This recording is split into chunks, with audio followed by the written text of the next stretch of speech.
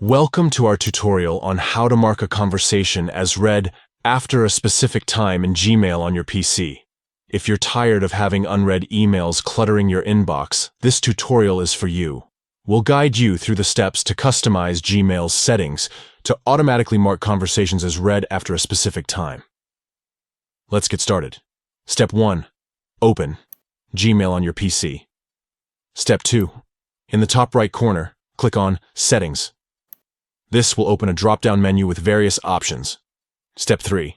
Select See All Settings. This will take you to the Gmail settings page. Step 4. Scroll down until you find the Preview pane section. Step 5. In this section, you'll see an option called Mark a Conversation as Read After. Click on the drop-down menu and select your desired specific time.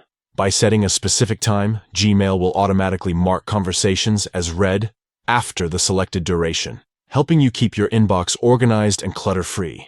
Thank you for watching our tutorial. If you found this information useful, please give this video a thumbs up and don't forget to subscribe to our channel for more Gmail tutorials and helpful tech-related content.